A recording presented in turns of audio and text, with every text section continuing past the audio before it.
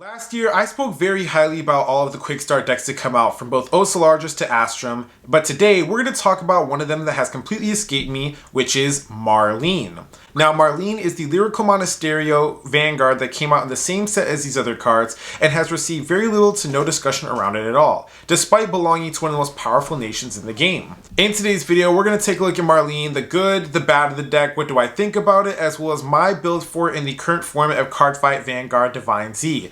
And while you're watching this video, if you enjoy seeing content like this, please make sure to like, comment, and subscribe. Do not forget to hit the notification bell so you guys are always aware of our newest videos coming out. Now, before we can talk about Marlene and what's good and bad about the deck, we need to understand what she does and how to build our deck moving forward. Now, taking a look at Love Call Marlean, she has the same first effect as all of the quick start deck Vanguard, so I'm going to skip over that. Her secondary ability states Energy Blast 4, you get to choose one of your rear guards, bounce it back to hand. Then choose a card from your hand called to rear guard circle that you know will get power plus 10,000.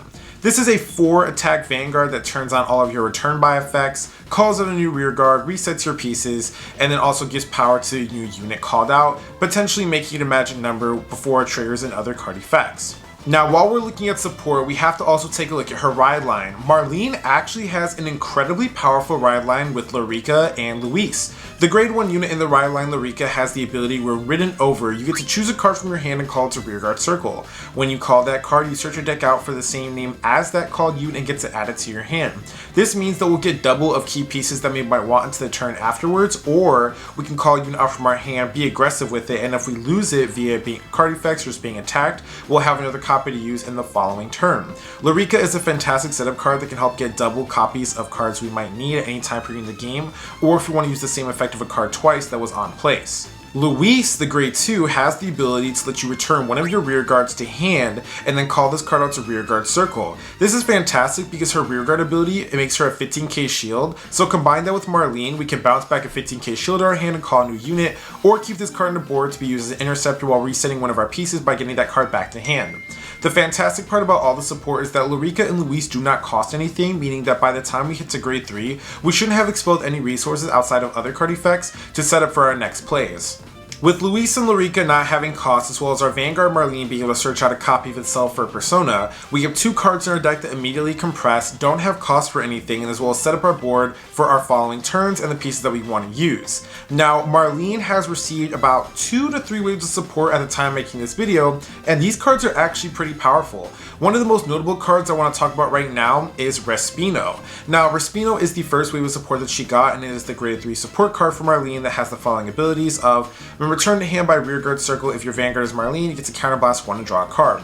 Quick note about this card, it doesn't matter how you return the card, as long as your Vanguard is Marlene, you can CB1 to draw, if you want to.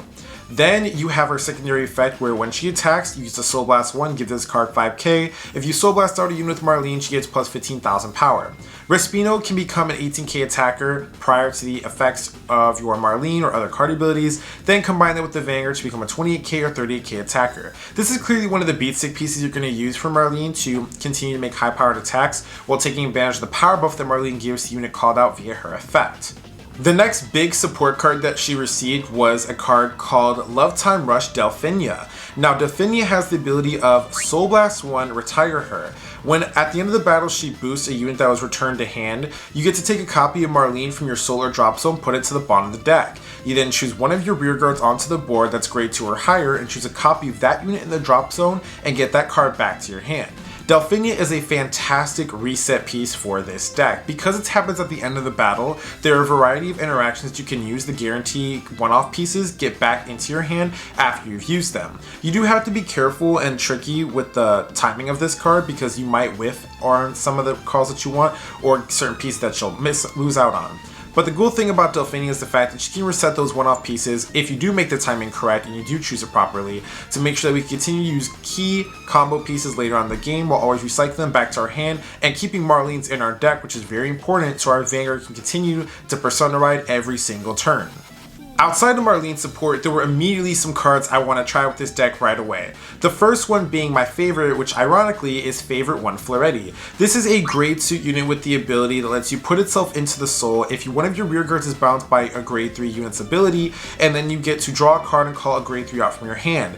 Obviously, because of our Vanguard Marlene, we can bounce back our Respinos, have Floretti be attacked with, You call out Respino with the effect of Floreti and then call out a new unit with the effect of Marlene. This essentially will give us 5 attacks every single turn as long as we have Floreti available to us.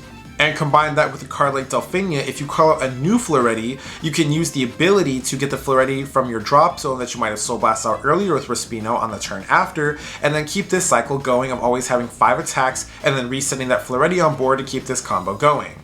Outside of Floreti, Lyrical Monasterio also has a fantastic grade 3 unit called Roseanne. Now Roseanne essentially is a Saragon for Lyrical Monasterio. You get to put a card from your hand into the soul when she attacks a grade 3 or greater unit. You check top 2, you get to add one to hand and bottom deck the other. Because we're going to need different grade 3 targets outside of Respino and Marlene to be targeted with the effect of our Floreti, we are going to need different names that do certain things to fix our issues. Now one of this issue that I stated in the deck earlier was Soul, because we play other cards that Soul Blast like Respino and whatever generic support we might have in the deck. Roseanne can be one of the cards that fixes these issues while also benefiting your hand by getting key pieces in and cycling triggers and other stuff to the bottom of the deck that we can shuffle into our decks later. If you want to go a power route, I also like Kaffy. Kaffy is a unit that gets plus 10k when placed onto the rearguard circle if your Vanguard is grade 3 or greater. So you have a power up unit like Kaffy that you can go with, or you have a resource unit like Roseanne that you can go with, and both of these cards are fantastic at fixing different issues that you might have on the deck, or if you want to play both as one-ups, you can definitely have access to either of these cards and make them work. Outside of those two, the other grade 3 I liked was the Aldehyde. Aldehyde is a grade 3 ghost unit, the ability where at the end of the battle she attacks you to Soul Blast 1 and return one of your back row rear guards in hand. This gives you another way of clearing out the board for those matchups that might be heavy in control and keep reusing key pieces that have on-place effects, or other units that you just want to swap out the formation for while setting up for your Vanguard. There are a bunch of other different options that Marlene can play. Again, this deck is so generic and Lyrical Monasterio has some fantastic cards. There's a lot of routes you can go in terms of attack pattern, resources, and what you want to do, but I know for a fact that Favorite One Floreti was going to be huge in the deck. Respino was going to be very important to the deck for future support that comes out with Marlene as well, and then also the other card I wanted for this deck was my Valshablan. Now Valshablan is going to be the right cycler for this deck because energy unfortunately is a scarce resource that we have no way of generating back properly, so you're going to have to play Valshablan for this deck to make sure that you have a ride cycler to maintain your card advantage throughout the game. We've discussed all the key pieces that we can use from Marlene, but I think it's about time we take a look at a good deck that represents all of these ideas coming together cohesively. Now, this is currently my take on Marlene for the current format of Cardfight Vanguard Divine Z, and we're going to break down each card individually outside of the ones we've already discussed. Now for Marlene, this is what I'm currently rocking with in the current format. As we've already discussed the ride line, you are mandatorily forced to play the ride line she came with. Luis and Larica, these cards are just so powerful. You don't want to miss out on the search effect of her, and you don't want to miss out on a 15k shield from this card either. It's free extra defensive power that this deck gets. You can focus completely on your offense and reset your pieces later on. Now Respino is the key grade 3 that we already discussed here. This is going to be your beat stick moving forward, as well as a card that can generate you some extra advantage if you have the resource for it. Obviously you're playing multiple copies of Marlene to search it out. And then this is Roseanne, the grade 3 that I really liked. I think only 2 of her is needed because she doesn't do anything until your opponent's Vanguard is at grade 3 or greater itself. So Respino or Calfee or even a card like our Aldehyde or Adelhyde right here will be fantastic options going first, because if they damage check something, Adelhyde is going to get bounced back a piece for extra defense, or Respino is good if they don't hit a damage trigger and you want to push for higher numbers to get more damage on their side.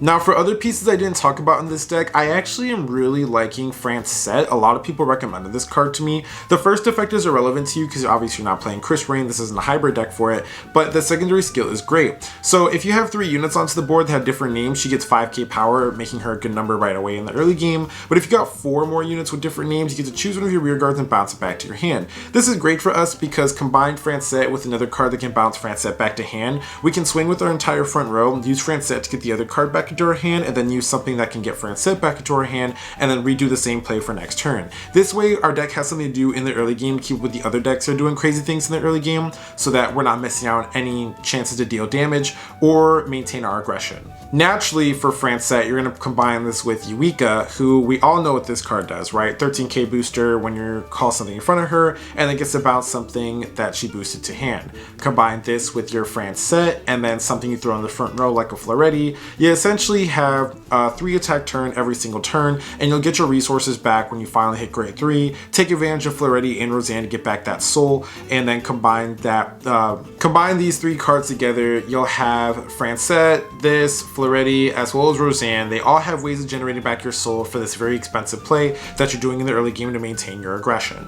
Now, with some of the other open slots that I had in the deck, I decided to play Eileen. I think Eileen is just generically strong. Being able to check top card of your deck and put it on top or bottom is huge, especially when you play a card like this with Roseanne. It gives you more compression by putting the relevant pieces to the bottom of the deck, but making sure you don't lose out any of your triggers, while also getting new cards in your hand.